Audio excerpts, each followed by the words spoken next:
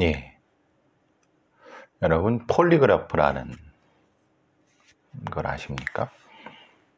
폴리그래프는 잘 모르셔도 거짓말 탐지기는 잘 아실 겁니다. 제가 일했을 때는 서울청에 그 이모하는 검사관하고 한 분 더 계셨는데, 국가수의 폴리그래프에 몇 분 하고 서울청에 몇 분, 두 분, 거의 한국에서 초창기에 그 거짓말 탐지기를, 그리고 서울청에 폴리그래프 하시는 분들은 거의 이걸 일종의 대중화라는 표현은 그렇지만은, 국가수는 일종의 그 실험적으로 도입을 해서 적용을 했지만, 여러 가지 많은 사건에 적용하는 기회는 많이 못 얻었습니다. 그래도 거기에 제가 읽기로는 몇몇 분들이 선구적인 역할을 하셨죠.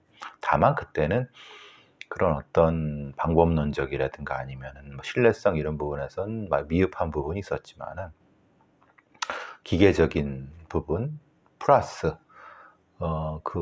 이 거탐의 운영 요원들의 어떤 일정 정도 그 경력이 올라가고, 또 이 하는 방법들이 전문화되면서, 제가 알기로는 2010년 초중반에는 그래도 안정적으로 거탐이 여러 가지 영역에서 많이 쓰였습니다. 그 뒤에는 주로 이제 많이 쓰이는 것이, 최근도 그렇지만은 성범죄 관련돼서, 그러니까 물적 증거가 상당히 부족한 데에서는 거의 대부분 거탐을 쓰고, 그리고 그 외에도 많이 씁니다. 기계적인 것도 많이 좋아지기도 했지만 다양한 부분에 있어서. 근데 이제 거탐이라고 그리고 그러면서 이제 저랑 같이 일을 했던 범죄 분석 요원들 적지 않은 숫자가 거탐으로 빠져나갔죠. 왜 그러느냐? 실제로 2000년 이렇게 프로파일러, 그러니까 범죄 분석 요원들을 특채를 하고 많이 이제 했지만, 실제 수사 시스템이 애초에 그 범죄 분석 요원을 선제적으로 투입하는 어떤 매뉴얼 자체가 상당히 붕괴된 이후에, 그럼 실제로는 이 분석 요원을 쓸 수 있는 방법이 사라져 버리는 거죠. 그리고 그 인력 운영은 지방청으로 돼 있고, 그러니까 기능 단위에서 길을 못 열어주니까, 길을 못 열어준다는 것은 기능 단위에서 매뉴얼 부분이 아니라 교과서라든가 아니면은 수사 방식이라든가 이런 부분에 있어서 상당히 퇴보적인 부분이 2000년 후반 초반에 발생했고, 말 같지도 않은 그런 그 수사,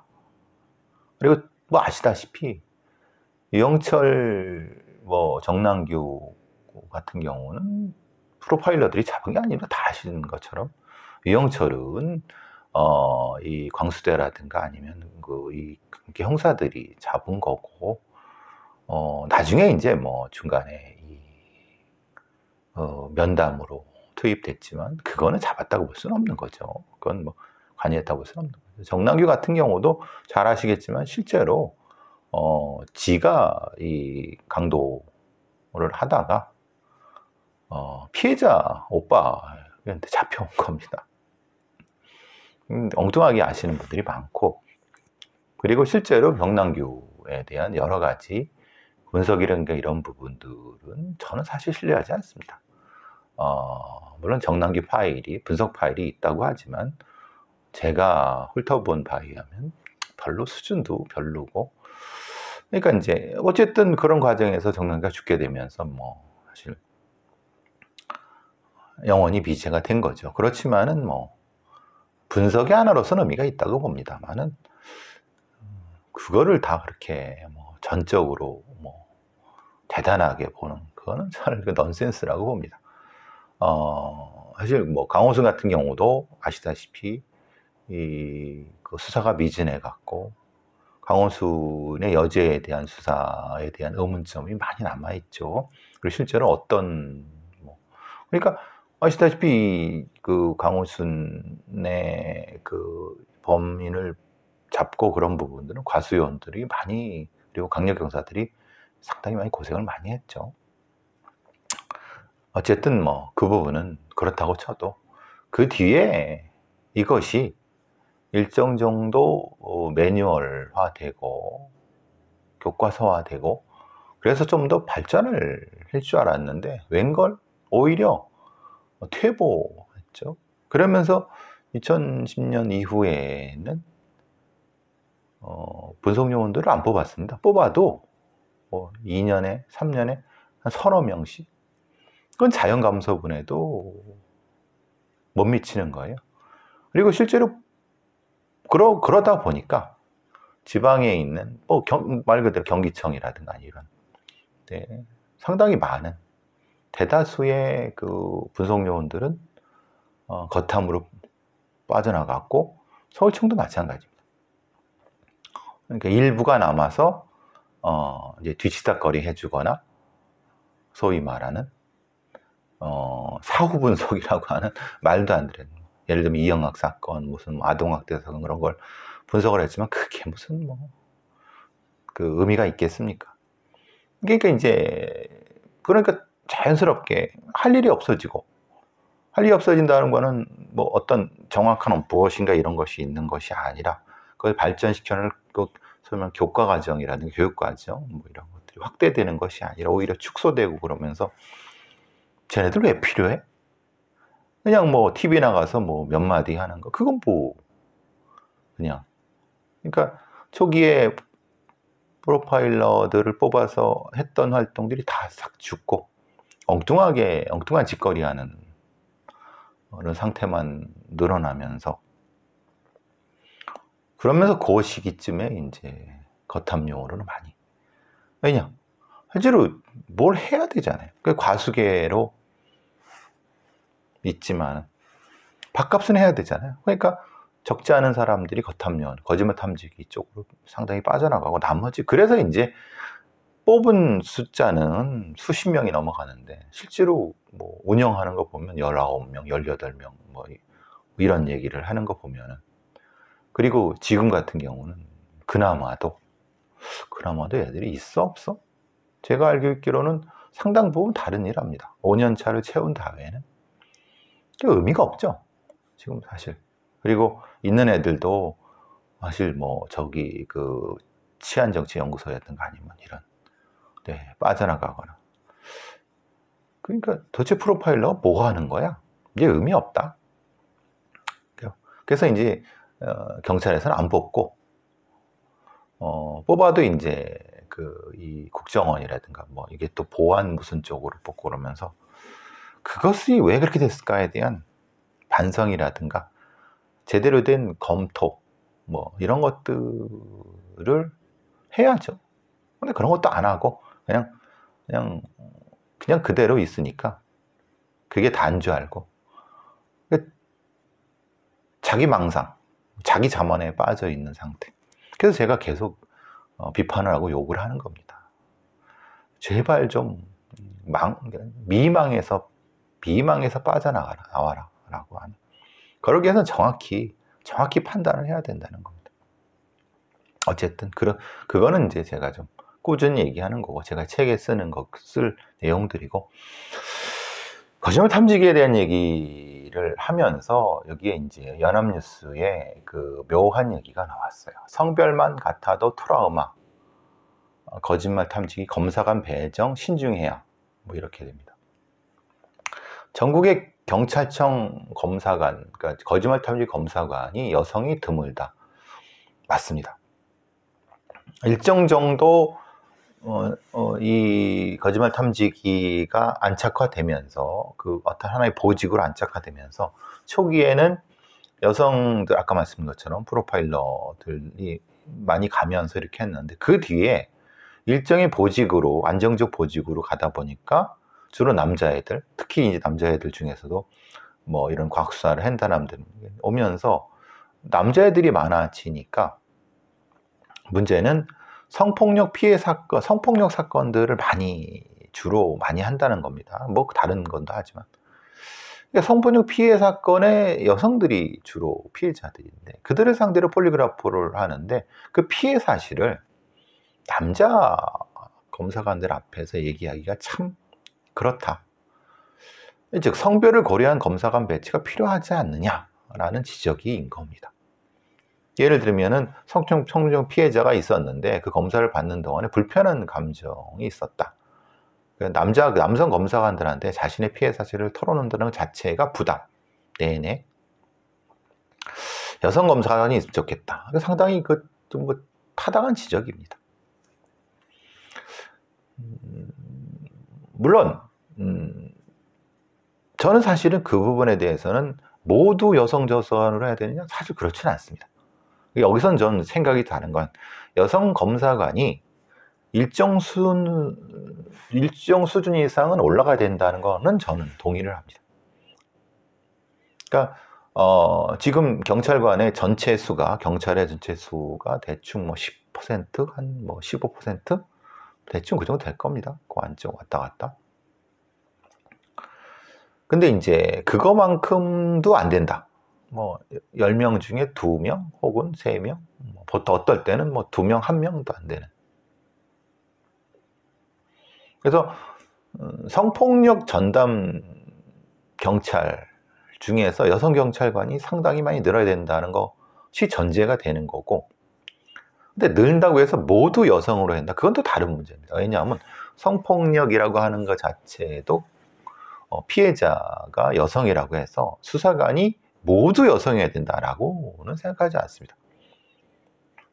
제가 즐겨보는 SVU, 스페셜 빅팀 유닛 같은 거에도 그 팀장이 여성이지만 남성 수사관들도 반, 여성 수사관들도 한 반 정도입니다.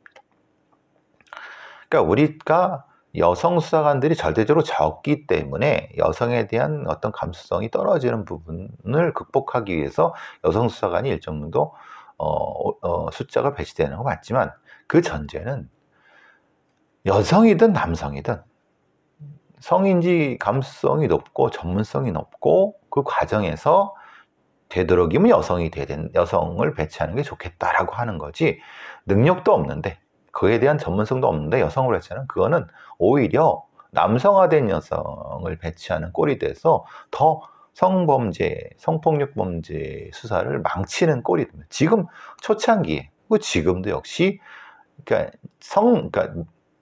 생물학적으로만 여성인 성범죄 수사관을 배치하면서 나타나는 많은 문제들이 지금 발생하고 있고, 그러니까 이거는 전문성의 문제이지 성별의 문제는 부차적이다. 그러니까 성범죄, 성폭력범죄 전문 수사관을 채용을 하되, 선발을 하되 꼭 생물학적 여성일 필요는 없다. 다만 피해자의 심리적인 안정을 위해서 여성이 좀 가산점을 받는 것은 사실은 용인할 수 있다. 근데 그게 핵심은 아니다. 즉 말하자면 전문성. 그 전문성이라고 하는 성인 감수성 충분히 있기 때문에 남성이라 하더라도, 생물학적 남성이라 하더라도 충분히 피해 여성을 케어할 수 있고, 케어하면서 할 수 있어. 오히려 더 잘하는 사람 저 많이 봤습니다. 남성임에도 불구하고 여성 피해자에 대한 라포를 더 많이 형성하고 더 용이하게 하는 경우 저 꽤 봤습니다. 그런 어떤 시각을 가져야 된다는 거고, 그런 게 운영이 돼야 되는 거고, 또 하나는 폴리그래프 부분에 있어서 여성이 검사관이 더 많이 늘어야 된다는 것은 역시 피해자의 심리적 안정이라는 측면에서도 충분히 가능하지만 그게 절대적이면 안 된다. 더 절대적인 것은 폴리그래프를 하는 검사관의 전문성이 여성이든 남성이든 피해자를 혹은 그 피검사자를 대해할 수 있는 전문성이 사실은 부족한 거 아니냐. 그 결과가 이 검사관이 여자가 없는 거, 이렇게 나타나는 거지, 꼭 여성만 해야 된다는 건 아니라고 봅니다. 다만 지금보다 많이 늘어야 된다. 그래서 다양한 상황에 대응할 수 있게끔. 그리고 폴리그래프를 한 사람은 계속 폴리그래프를 해서 그쪽으로 전문성을 좀 있게 전문사관이 됐고 책임사관이 될 수 있게까지 해야 된다라고 저는 봅니다. 근데 숫자가 그래서 그렇게 될 것 같지는 않지만 어쨌든 상당히 이 거짓말 탐지기 폴리그래프는 오랜 경험만이 아니라 경험만 있어서는 의미가 없죠. 전문성, 굉장히 빠르게 변화하는 과학적 지식, 전문적 지식에 대한, 그래서 논문도 쓰고 실험도 하고 그걸 통해 결과는 이런 것도 당연해요. 그래서 폴리그래프로 끝나면 안 되죠. 왜냐하면 이제는 폴리그래프가 사라질 때가 얼마 안 남았죠. 그러면 생리검사기, 뇌파검사기, 좀 더 전문적인 이렇게 옮겨가야죠. 언제까지 이 구식 폴리그래프를 할 겁니까? 그러니까 이거는 그 전문적 영역에 대한 부분이지 기계에 대한 부분은 아닌 거죠. 그 얘기는 여성에 대한 부분, 생물학적 여성에 대한 부분이 아니라 그것만 의미하는 것이 아니라 전문성. 그러니까 성별이 어떤 형태든 전문성이 높은 사람이 거기서 전문적으로 일할 수 있게끔 하는 것. 그게 사실은 중요하다는 겁니다. 근데 어쨌든 그래도 거짓말 탐지기 검사관 중에 여성이 많이 부족한 건 맞습니다. 그러면 전문적으로 폴리그래프 검사관을 배출할 때 어떻게 배출할까요? 아마 일반 대학에서는 없을 겁니다. 그죠? 그러면은 어느 정도까지 생리검사에 대한, 임상생리검사에 대한 지식이 있는, 그리고 석사 정도까지 비슷하게 심리학과에서 운영한 어떤 경험이 있는 사람을 대상으로 다시 국가서라든가 아니면 치안정책국 아니면 이런 데에서 그 과정을 열어야죠. 지금 좀 일부는 있는 걸로 알고 있는데 그게 전문적이지 않다는 얘기는 못 들어봤습니다. 그러니까 도제 형태를 또 하고 있죠. 그리고 그 도제 형태도 마스터라든지 이런 걸 할 때 조금 객관성이 좀 부족하다. 그래서 무엇인가 어떤 범죄 수사의 전문 영역이라고 하는 것은 민간이 같이 해야 된다. 즉 자기들끼리만 이렇게 해갖고 하는 건 의미가 없다. 즉 민간 전문가들의 객관적인 평가를 받아보고 그리고 일하면서도 계속 그 전문적으로 확대하도록 그 기회를 줄 수 있는 이게 대한민국 범죄 수사를 정상화시킬 수 있는 확장하고 투명하고 객관화할 수 있는 그런 것이라고 봅니다. 그러니까 지금 연합뉴스 얘기는 참 좋은 얘기인데 조금 뭐가 약간 2% 빠진 것 같아서 한 말씀 드려봤습니다. 제가 해야 될 역할이죠. 2% 빠진 거를 얘기해주는. 사건 몇 개, 지하 주차장에서 여성의 몸에 불을 지른 40대가 낚시터에서 숨진 발견됐다고 합니다. 아마 극단에서 선택했을 가능성이 높겠죠.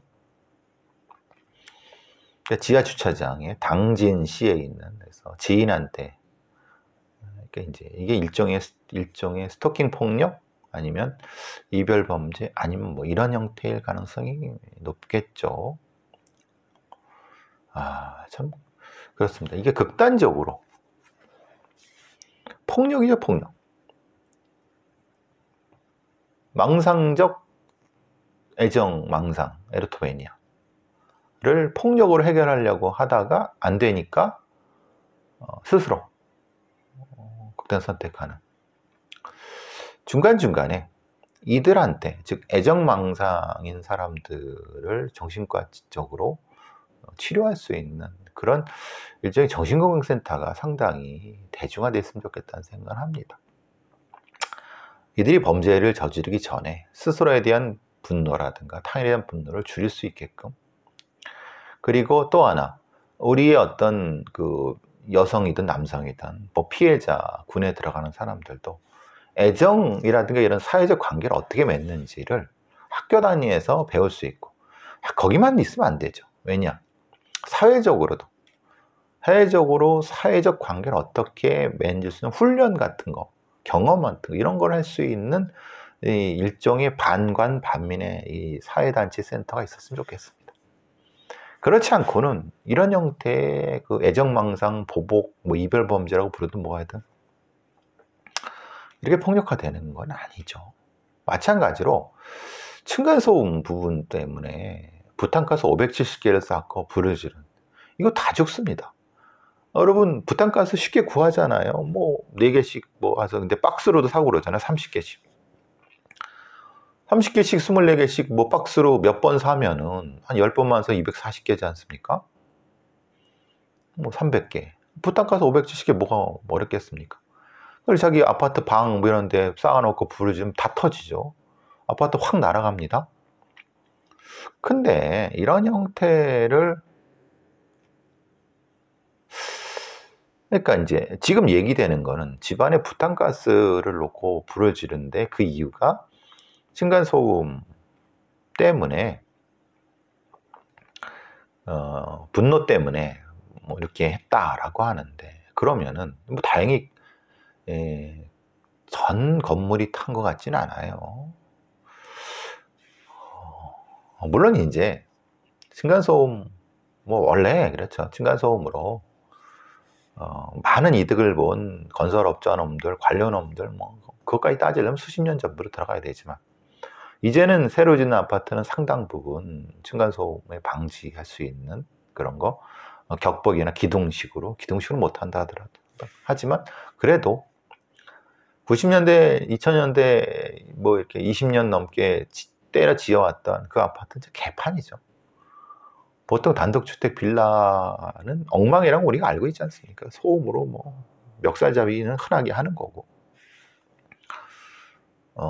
근데 그거를 이제 층간소음 사이센터 같은 데서 좀 예방하고, 이렇게 중지하고, 참 우리가 이 거대한 아파트 시스템을 만들어 놓고 우리가 겪어야 될 이런 고통인 것 같습니다. 뭐 그건 그래도, 아무리 그래도 이렇게 일종의 신경쇠약 같은 게 걸렸을 수도 있죠. 사실 그 자기가 목표란 그 사람이 실제 가해자가 아닐 수도 있습니다. 그 소리를 낸. 그러면 이런 아파트에 그런 분들은 사시면 안 되죠. 그리고 적어도 이 심리적인 부분, 저도 사실은 뭐 옆방이라든가 아니면 옆집이라든가 이런 데서 들려올 수 있는 이런 소음 같은 거에 조금 민감합니다. 그래도 좀 다행히 주변에 괜찮은 분들이 많아서, 그러니까 심리적으로 좀 떨어뜨릴 수 있는 이런 부분들을 좀 필요할 것 같다는 생각이 좀 듭니다. 좀 안타깝습니다. 그래도 불을 지르면 안 되죠. 다 죽습니다. 그게 뭐냐? 일상에서 우리는 이 12구 참사를 보지만, 일상에서 밀집, 오죽해서 푸시맨이 있고, 저도 이제 뭐 지난주, 지지난주 전주 갈 때 아침에 이제 남부터미널 가야 돼서 경의 중앙선 탔는데 꽉 차고, 3호선 꽉 차고, 그러니까 일상화돼서 이게 얼마나 위험한지에 대한 생각을 못 하는 거예요. 근데 거기서 까딱 잘못하면 죽고 다치고 질식하고. 근데 군중 밀집을 너무 유도하는 사회예요. 수도권에 이 많은 밀집이라든가 이게 자체가 잘못됐죠. 지금 시골은 다, 농촌은 다 텅텅 비고 있어요. 이따위 세상을 만들어 놓은 소위 기득권자들, 뭐 재벌들, 아니면 관련놈들, 이런 언론 재벌들부터 시작해서 이 기득권을 가진 자들이 그냥 우리 스스로, 밑에 있는 사람들은 서로 갈려갖고 죽으라고 하고, 돈은 걔네들이 먹는. 생각해보세요. 제가 평생을 벌어도 20억을 못 벌 겁니다. 아마 월급쟁이를 해도 뭐 30억 벌으면 잘 벌겠죠. 근데 요 작은 30몇 평짜리 아파트 40평, 그게 한 30억, 40억, 이게 나랍니까? 꼬락서니까. 그걸 또 지난 정권의 586이나 이런 놈들은 또 좋다고 또 뭐 이런 부에 대한 욕심은 뭐 아이고 참 기가 막혀. 어쨌든 수도권 과밀화, 특정 지역의 밀집화, 아니면 여러 가지 면에서 이런 것들이 사실 우리가 직면하고 있는 사회 문제입니다. 12.9 참사의 다른 어떤 것도 있지만 우리가 얼마나 밀집된 데 살고 있는가에 대한 두려움을 우리가 참 느껴야 되는 부분이 많고요. 분산시켜야 되는데 이 밀집을 통해서 이득을 얻는 많은 자들이 존재하고 많은 집단이 존재할 때 이걸 좀 사회적 차원에서, 국가적 차원에서 좀 해소시킬 수 있는 여러 고민을 지금 해봐야 됩니다. 그렇지 않고는 소위 말하는 지속 가능하지 않습니다. 금방 폭삭 주지 않습니다.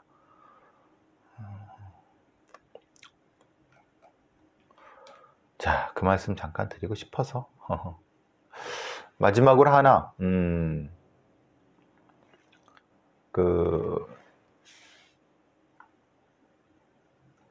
경제적 이유 때문에 자기 어머니를 살해한 딸이 있다고 하는데 이게 경제적 이유 때문에 그럴까요?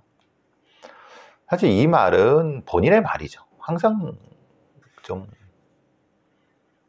두려운 게 범죄자의 말을 그대로 써주는 겁니다. 본인 입장에서야 그런 얘기를 할 수 있죠. 내가 돈 때문에, 엄마랑 돈 싸움 때문에, 뭐 아니면 근데 실제로 그게 맞습니까? 돈 벌려고 하면 자기가 나가서 일하면 되잖아요. 그죠? 사지 멀쩡하고. 그럼 이건 돈 문제가 아닌 거죠. 돈 문제도 일부 있지만. 인천 계양구의 한 빌라에서 액체를 먹여서 어머니를 살해했어요. 이게 어떤 문제입니까? 경제적 문제입니까? 아니면 가족 간의 문제입니까? 뭐 타살은 타살이고 전속살해 맞습니다. 근데 그 동기에 대해서 이건 보험살인,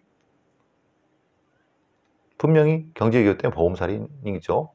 그거는 죄종에 대한 문제이고 구체적인 동기는 뭘까요? 이걸 찾아야 되는 것이 범죄를 다룬 사람들이 찾는 겁니다. 단순히 본인이 얘기한 대로만 한다고 하면